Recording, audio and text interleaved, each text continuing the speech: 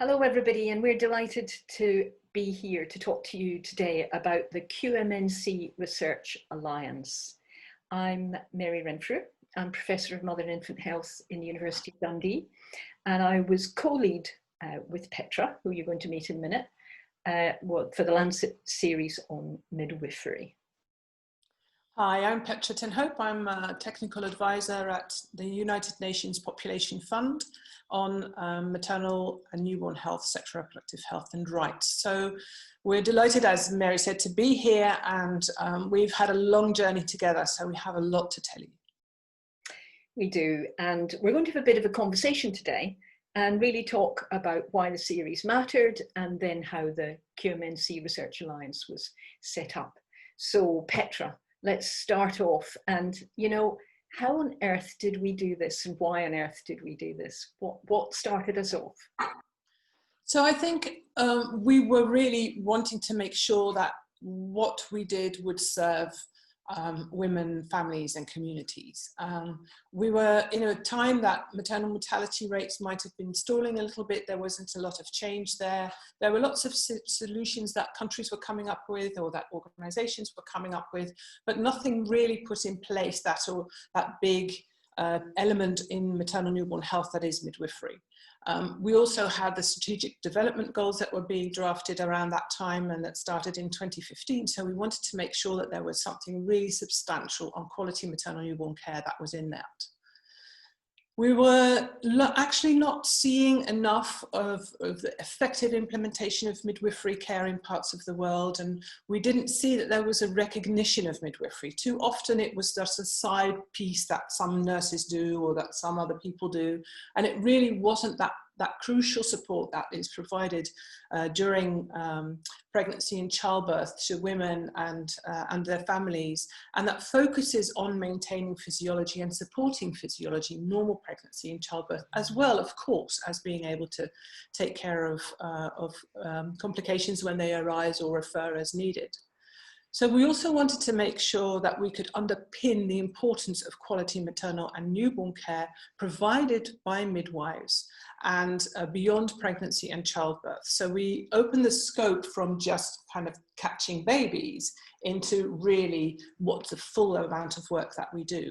And there wasn't a lot of information available about that at the time. So specifically in some of the low and middle income countries, we wanted to make sure that the midwife would find that spot in which exactly she can work and underpin and explain that to her health system and her government around, this is where we need to be, this is where we can be transformative.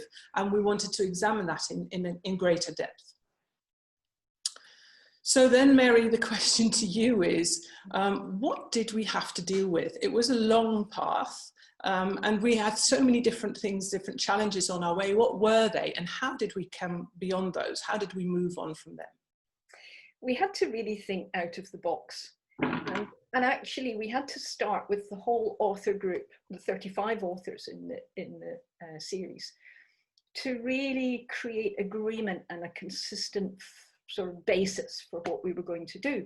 Because as you said, Petra, there was such different provision of midwifery across the world. Some countries had no midwives, with other people providing the care that women and babies needed, or at least some elements of it. Some countries had midwives, but not at international standards, and other countries had midwives at international standards, but they weren't allowed to practice the full scope of what women and babies needed, or what we might think of as midwifery. And indeed, that confusion of concepts was also there in the studies that were available. So what we had to do was be really innovative and come up with a solution. And I'm going to show you just now on my screen. So what we did was, looking first at all the evidence that women and babies needed, we came very much at the focus of what did women and babies need across the whole continuum of care. And we gradually developed and evolved and drew this framework, the framework for quality maternal and newborn care. That's the QMNC acronym that you'll hear. And it was really important. Into this, we garnered all the evidence not just on what midwifery was or what women and babies needed, but actually how it should be given and in what way. So first of all, we looked at the care that all women and babies need. And then we looked at the additional care that some women and babies need. And that's the green bit along the top and then the pink bit on the right-hand side.